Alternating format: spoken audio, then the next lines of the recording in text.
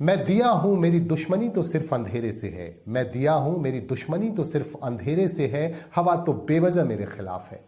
आप देख रहे हैं खास बात इंडिया। मैं हूं संजय सिन्हा। आप तमाम दर्शकों का बहुत बहुत स्वागत है। आइए खबरों की तरफ चलते हैं। कोविड का कहर एक बार फिर से दिखना शुरू हो गया है चाइना में, और चाइना में जो हालात हैं वो बेहद ही बुरे हैं। इसे लेकर भारत में भी सतर्कता बरतनी होगी, और इसे लेकर आज हाई लेवल मीटिंग भी की गई। भारत में प्रधानमंत्री नरेंद्र मोदी ने आज एक हाई लेवल मीटिंग की कोविड को लेकर, और दूसरे राज्यों से भी खबर आ रही है कि उन राज्यों में भी कोविड को लेकर हाई लेवल मीटिंग्स की जा रही हैं, और लोगों से ये अपील की जा रही है कि वो सतर्कता बरतें, मास्क का इस्तेमाल करें, साफ सफाई का ध्यान रखें।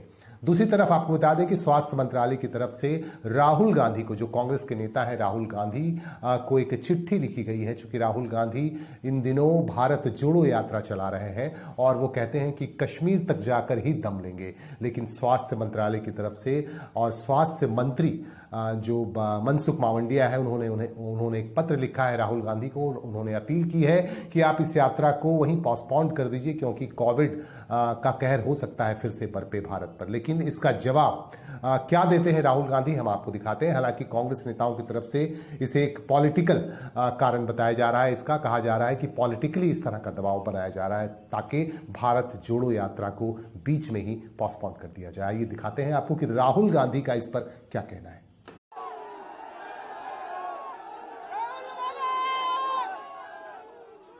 तो ये जो यात्रा है कश्मीर तक जाएगी। अब इन्होंने नया आइडिया निकाला है। मुझे चिट्ठी लिखी कि कोविड आ रहा है, यात्रा बंद करो। कोविड आ रहा है, यात्रा बंद करो। अब भैया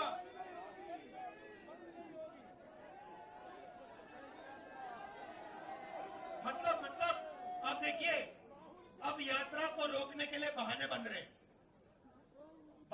अब मास्क पहनो, यात्रा बंद करो, कोविड फैल रहा है, सब बहाने हैं। हिंदुस्तान की शक्ति से, हिंदुस्तान की सच्चाई से ये लोग डर गए हैं। ये सच्चाई। और देखिए यात्रा में, देखिए मैं आपको मजेदार बात बताता हूं। यात्रा में अब हम 100 दिन से ज्यादा चले हैं। इसमें हिंदू, मुसलमान, सिख, ईसाई, हर जात के लोग।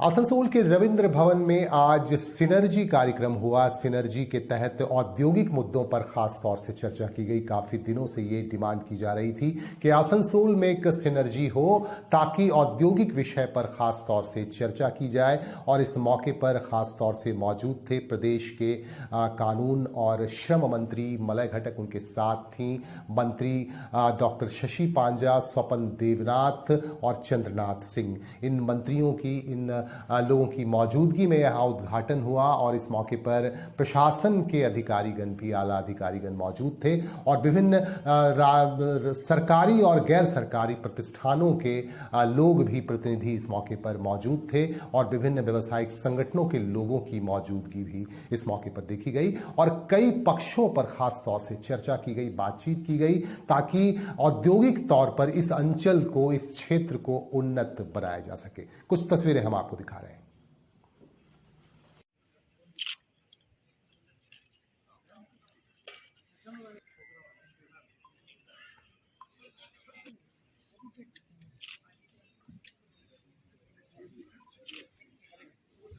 We have amongst us our distinguished guests, माननीय विशिष्ट अतिथिबर्गকে এই কাজে এগিয়ে আসবার জন্য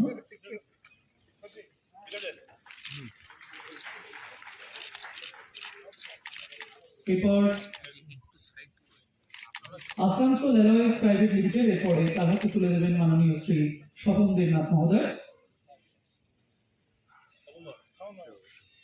লিমিটেড তার হাতে তুলে দেবেন চেয়ারম্যান এডিডিএস শ্রদ্ধেয় শ্রী তাপস বন্দ্যোপাধ্যায়।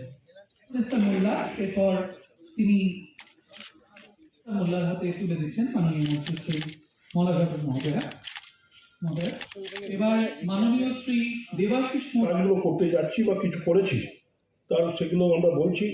1 নম্বর, বর্তমান অর্থবছর 22-23-এ এখনো পর্যন্ত পশ্চিম বর্ধমান এবং পূর্ব বর্ধমানের এমএফসি একত্রিতভাবে বিধিবদ্ধ ছাড়পত্র এবং অনুমোদন পাওয়ার জন্য 1023টি আবেদনপত্রকে সহায়তা দিয়েছে। বিশেষ ক্ষেত্র যেখানে তাঁত আছে সেখানে তাঁত শিল্প, যেখানে হয়তো অন্য কিছু আছে সেখানে অন্য শিল্প, তেমনি আমাদের এই পশ্চিম বর্ধমান জেলায় কিন্তু লৌহ ইস্পাত শিল্প সব থেকে বেশি এখানে আছে, যেহেতু লৌহ ইস্পাত শিল্পে সব থেকে কয়লার দরকার হয় এবং বিদ্যুৎ উৎপাদন শিল্পেও কয়লার দরকার হয়। তাই এই ধরনের শিল্প যদি আমাদের আরো বেশি প্রতিষ্ঠা করা যায় তাহলে একাধারে যেমন এলাকার উন্নতি হবে, অন্যদিকে অনেক চাকরির সুযোগ সৃষ্টি হবে, অনেক এমপ্লয়মেন্ট জেনারেশন হবে। তাদের শ্রীবৃদ্ধি এবং এইটাই বলা যে মুখ্যমন্ত্রী মমতা বন্দ্যোপাধ্যায় 2011 আসার পরে দুটি অত্যন্ত গুরুত্বপূর্ণ যেটা তিনি করে দিয়েছেন এবং সত্যি হচ্ছে there are no mandates lost for any kind of strikes. So strikes are a history. এখন আর কোনো ম্যান্ডেজ লস্ট হয় না, কোনো বন্ধ হয় না।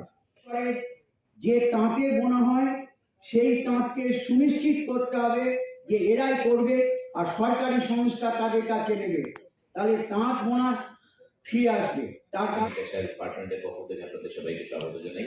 আছেন প্রেসের বন্ধুগণ আছেন আজকে এই প্রোগ্রামে। এই সিনার্জি প্রোগ্রাম আমাদের আপনারা জানেন যে অনেক বছর ধরে অনারেবল চিফ মিনিস্টারের গাইডেন্সে এবং তার ডাইরেকশনে এটা তৈরি হচ্ছে, চালানো হচ্ছে বিভিন্ন জেলাতে, এবং এর একটাই উদ্দেশ্য হচ্ছে যে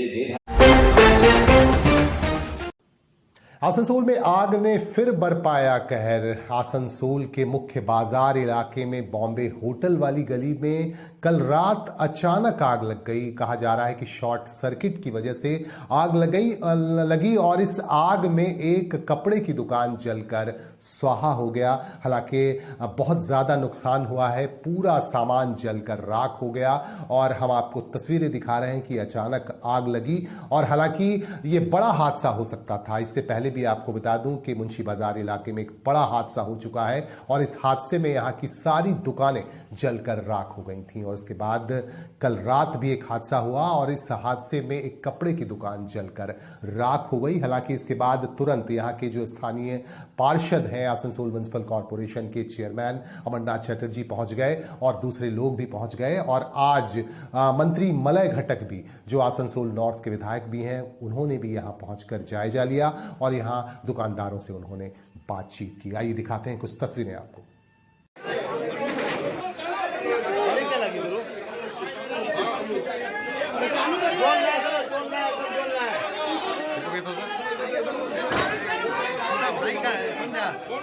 भाई का दुकान, अरे पकड़ लिया, बहुत अच्छा, भी आपका दुकान है। जोर चालू करो, आगे तो फोन किया, ऑपरेशन करा रखा ना। हम दोस्तों से घर से आए, हम बोले पहले आप जब फोन किए तो पहले उसको फोन करे, उनको नहीं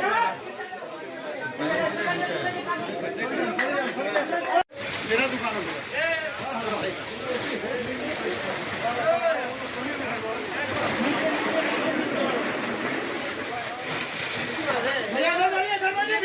जो लग गया कुछ नहीं करना, ये पूरा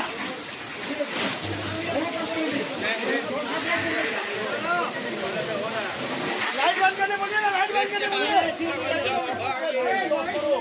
इलेक्ट्रिक कौन है? लाइट बंद करने बोलिए, लाइट बंद करो।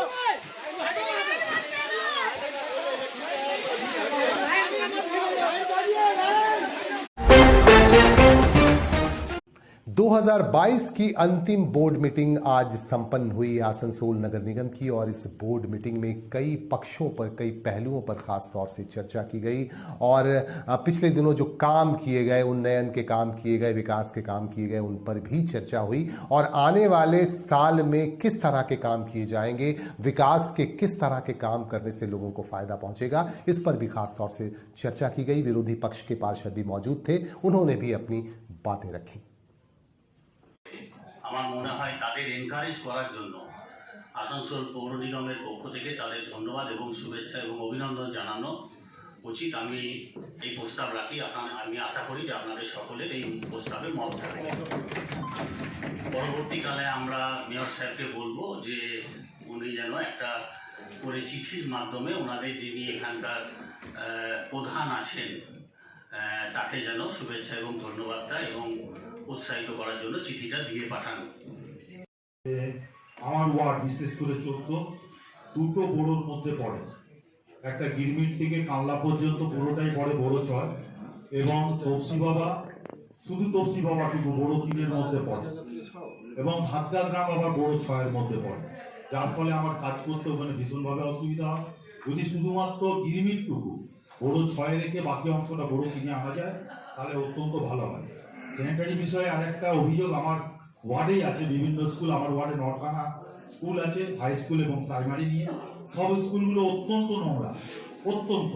সেখানে ক্লিনিক বড় মিটিংয়ে ডেভেলপমেন্ট কাজ, আর যেহেতু 25শে ডিসেম্বর সামনে আছে, 25শে ডিসেম্বরে সবাই নিজের নিজের এলাকায় থেকে মানুষের পাশে দাঁড়ায়, বড়দিনের শুভেচ্ছা সবাইকে জানায়।